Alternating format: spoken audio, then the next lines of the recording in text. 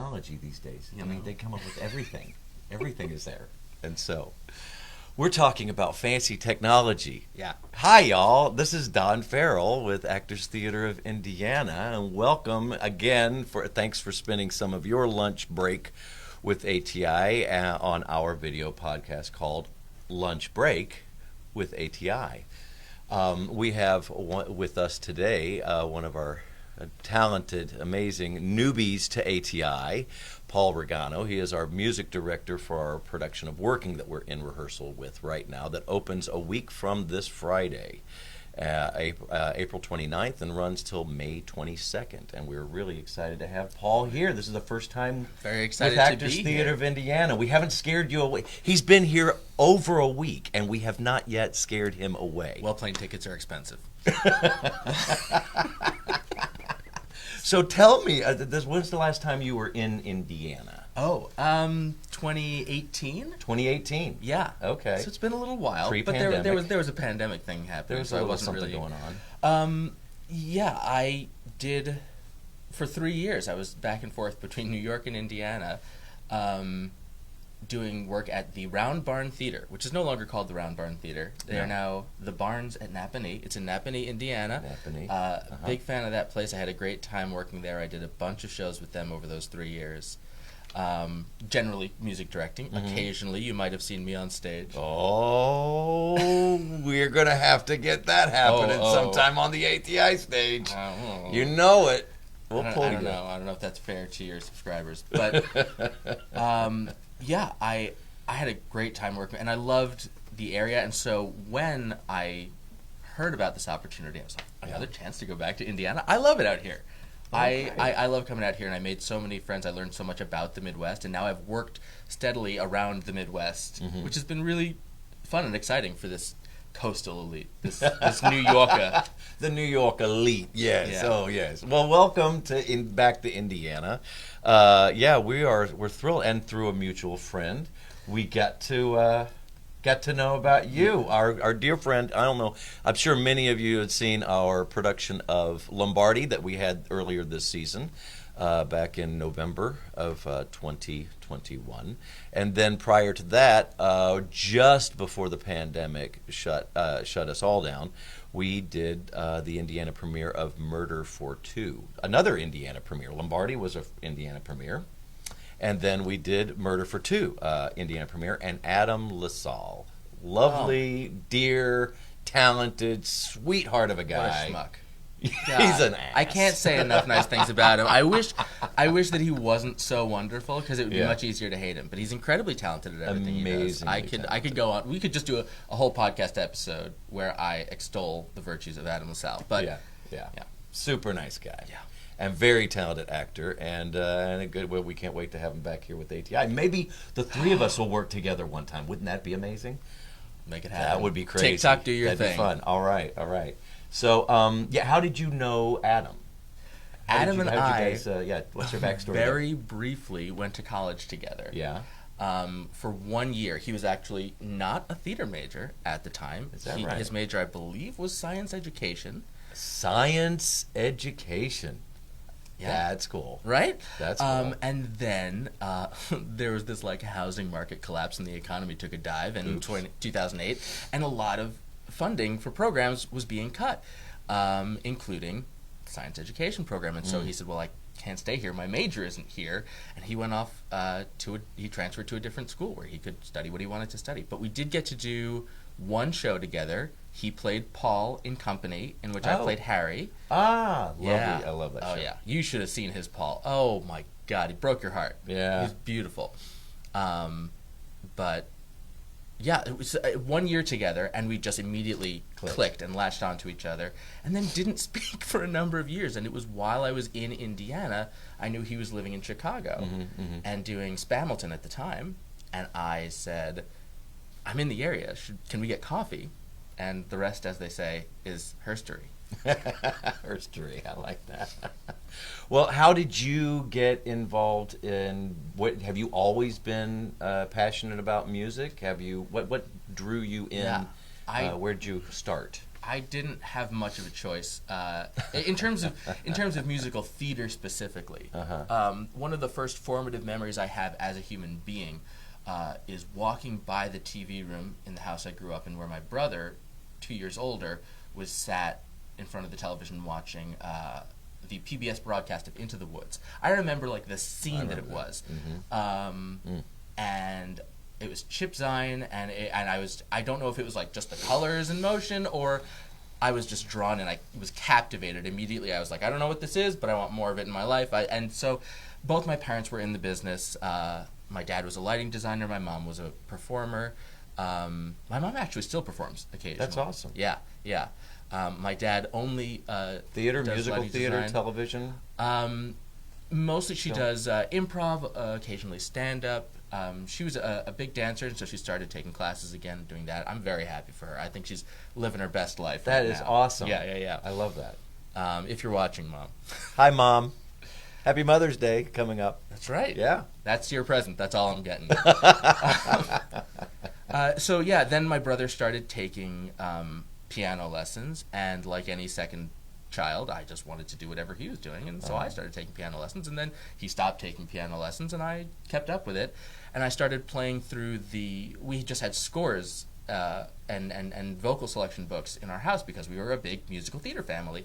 I would just pick up the vocal selections to Godspell and play through it. I'd pick up Hello Dolly or whatever. Wow. And I just fell in love with it, and in high school I started music directing. The first time that I music directed, the elementary school that I had gone to was doing Charlie and the Chocolate Factory before it was a musical on Broadway. It was just an adaptation of the 1973 film. And so I played out of the vocal selections for that. There was no official score.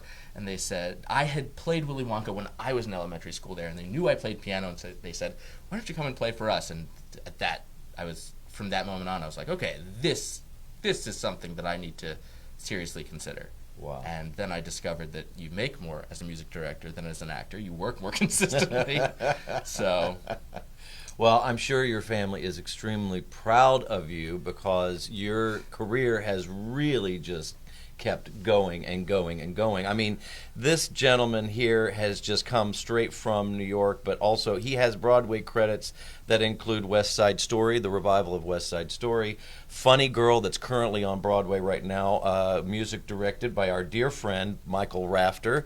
Those of you who saw when ATI presented Sutton Foster's debut at the Palladium back in 2014, I think it was, 2014, 2013, 2014, something like that.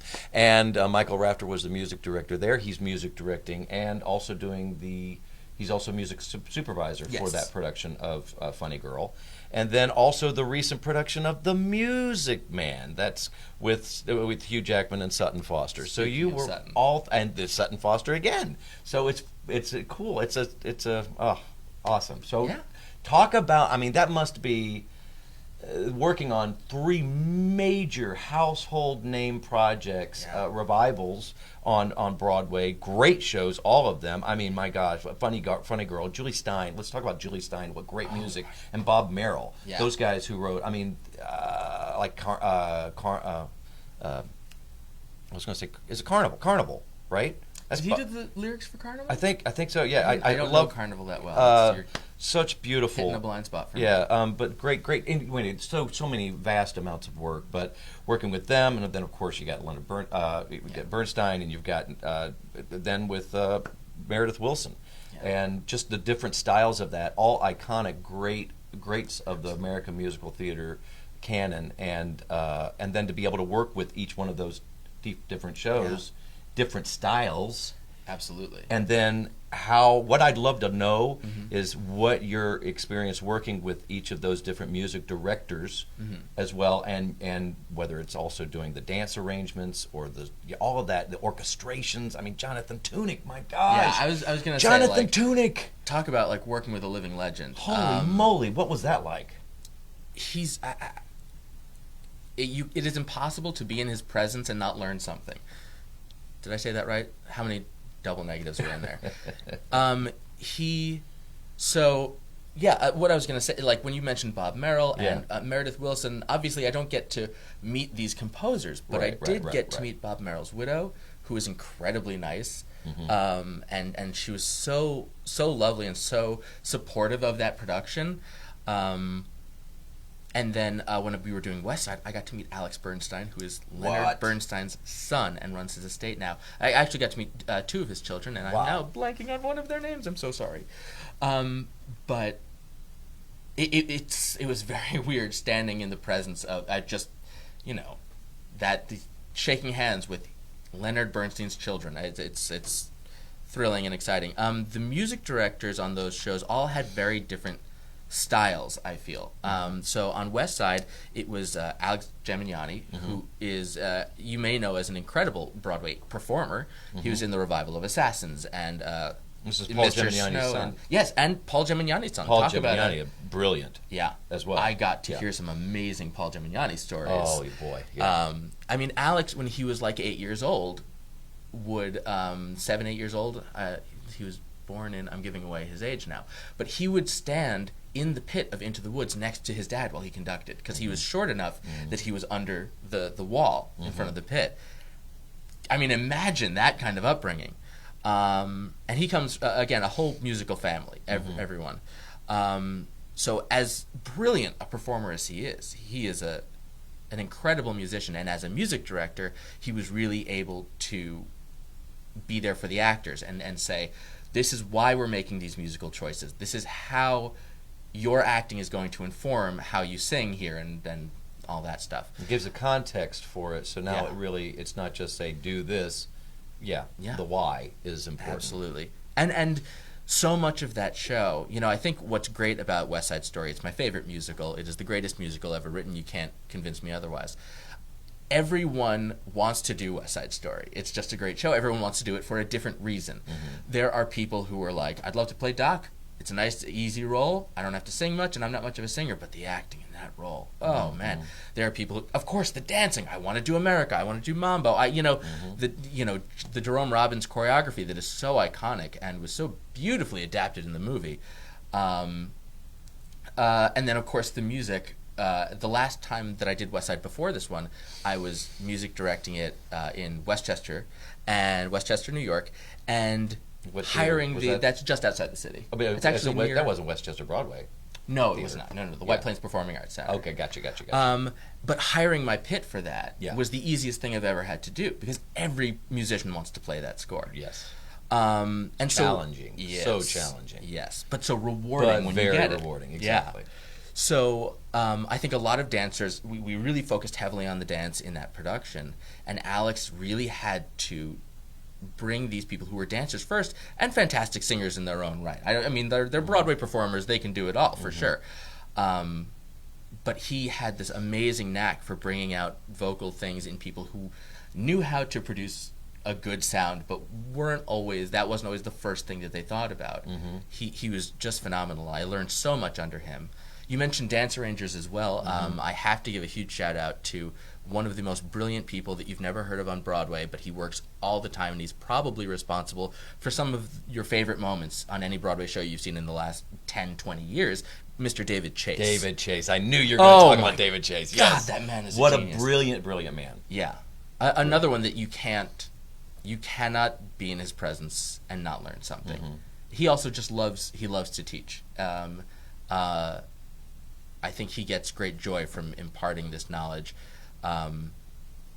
We would talk all the time. He would sometimes quiz me. He would go, because my role on the show was music assistant, so I was in charge of putting changes into the score whenever they came up, among various other things. But he would say, I'm rewriting something, we have to change this, so I'm going to put this line in, fill in the rest, and I'm going to check your work. It was it was great. Yeah. And so it was an education in arranging, for sure. Yeah.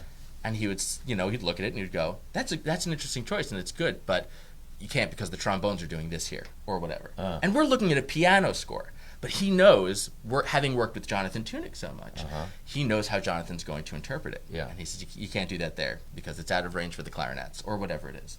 It's such an amazing talent of what arrangers do, orchestrators do, to be able to take a melody line as simple as, because some composers will just, Mel Brooks, Mel Brooks wrote the score to producers, but he had help. He had a lot of help, So sure. when you hear a melody line, and then to be able to hear all of the other instruments and full, flesh that all out, it really is. It's such a gift of God. It's also an amazing marriage of, at least the way I do it. It's art and science. Yeah, because the math involved with all of that too. The math. Yeah. I mean, you have to think about the players. If you've got redoublers, how much time they have to change instruments. You have to think about, is their line interesting enough, which is not always a priority, but it's something that you think about. Sure. You don't want them jumping minor sevenths for no reason and stuff like that. It's just going to make their job harder. The color of a saxophone versus a clarinet they're very close, but and why do you put a French horn with a saxophone, which is something that you do? Yeah. So many. There's so many things. I've been really looking forward to interviewing you because there's so many things. Schuler Hensley is somebody I worked with. You worked with him in Music Man. Yeah. And Schuler, actually, Cindy Collins. That's when Cindy Collins, co-founder of Actors Theater of Indiana, with myself and Judy Fitzgerald. That's where Cindy and I met, was at North Shore Music Theater in Beverly, Massachusetts, and we were doing a production of. We did On the Town, great score. Great show. Bernstein. And Schuler was in that. This is before his Tony Award. And he continued rise to stardom. And then Jefferson Mays, what a brilliant actor. If you want the definition of taking a bit too far. Yeah. And I say that with the most respect. Jefferson, I look up to him so much. Not a bit of scenery left on that stage. I have seen people who just will take, you love a little, you like a little, you'll love a lot, right? But he can do that and never lose your attention and never go too far. And he knows this is not going to make it into the final. But he's keeping the room laughing the whole time. And that levity keeps everyone's creative juices flowing so beautifully. And so absolutely no shade. He will take a bit 30 seconds past where it stopped being funny. And it's still funny because he's doing it. Yes. The whole cast. I mean, I think collectively there are over a dozen Tonys in that company. Eddie Corbett is in that cast too. I love Eddie Corbett is an amazing character actor, brilliant actor. And if there are any Broadway producers out there, he wants to play John Adams in a 1776 revival, make it happen. I'd want to see that. Make it happen. I definitely want to see that. Okay, so talk about that. Talked about Adam. We got the Tony Awards that are coming up. Yeah. Okay, and I had to go, and I was like, let's see if they chose this category. Now, the Tony Awards are coming up on the 12th of June. And currently there are 26 competitive categories for the Tony Awards, which, of course, is the creme de la creme as far as, everybody. There's so many. It's really very difficult. And sometimes it gets political about that. But about who's going to win. Over and once in a while. But it's it's so hard to choose because you got really, really great talent. And it's amazing. But when you're looking at the categories of where you're going to be able to shine your spotlight and give a attaboy to, and an attagirl, there's all of those, of course, but you've got the best scenic design, best costume design, best lighting design, sound design, best direction of play, best choreography, best orchestrations. Yet there is not a best music direction. There used to be. There used to be. And I wonder when that's going to come back. I mean, when you have an artistic team coming together, like what we do at ATI, and we put together our music director, our director, our choreographer, we have all of our designers, a million. We are so blessed by the vast amount of knowledge and expertise and talent and skill of our creatives that come to join us to put together the productions for our audiences. But to have had that, which is a major component to the success of a musical, and then to just remove, I don't understand how that happens. Not to mention the amount of plays now that are utilizing music. We have plays with music, yep, right? And I mean, like A Christmas Carol won Best Score this past year, if I remember correctly. Music direction is not it's not exclusive to musicals either. True. You could say that the sound design for plays is there is a musical element to that, for sure there is. But someone's writing that music. Absolutely. That's right. Barry Funderburg, our sound designer for this production, and he's joined us before for other productions as well. And he's a brilliant guy, not only a sound designer, but he's also a composer. And so him being able to do that, he did that with our production of Alabama Story, if you guys saw that in 2019. It was original music that was scored by him and also implemented brilliantly for that play. But yes, absolutely, there's so much more to it, and so when you watch the Tony Awards, keep in mind that even though these are the categories that are being celebrated, there are so many different people that really go into the collaborative effort of putting that together. And fortunately, most composers, most orchestrators will say in their speech when they win, a lot of this goes to the Michael Rafters, the David Chases, who are so instrumental, pun intended, in making that music work. Yeah. All right, so we're doing Working right now. We open on the 20. Oh yeah, we're doing a show. We're doing a show. We're doing a little shoe called Working. Songs by Craig Carnelia, Mickey Grant, Lin-Manuel Miranda, Mary Rogers and Susan Birkenhead, Stephen Schwartz, James Taylor. Do you have any favorites as a music director? I know. How do you put somebody on the spot like that? Favorites? No. Do you? Stephen Schwartz. You have all of them. Okay. Stephen Schwartz is just brilliant in so many ways, and I've admired him for years and years. But I mean that list. I mean, Craig Carnelia is, I think, one of the more underrated composers in the musical theater canon. Yeah, back when Judy, Cindy, and I were living in New York City, Judy studied under Craig Carnelia, took classes. He's phenomenally smart. Amazing teacher as well. And his music, it reflects that. Yeah. And it never feels like condescending or what's the word I'm looking for? Lofty, and it's an art song. It's just beautifully well written, and it just hits you exactly where he wants it to. He doesn't miss. No, so good. And with new songs added, because it was done originally in '78, I believe, and then they did it again. Then they revamped it in 2012 with a cast of 6, which is the version we're doing. And Lin-Manuel Miranda has songs in there as well, which is really cool songs. Delivery, beautiful song. You can hear the flair of all of that. And it's just a perfect added touch to this, and it's well representative.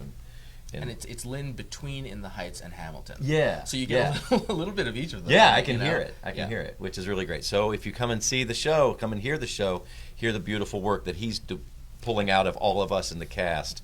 Really great stuff. And we also announced our season. So have you heard about our season for next year? I've heard a little bit. You've heard a little bit. The first production, which I don't have our book here, but we're doing Nonsense. We're opening our season, our 2022-2023 season, with Dan Goggins' Nonsense.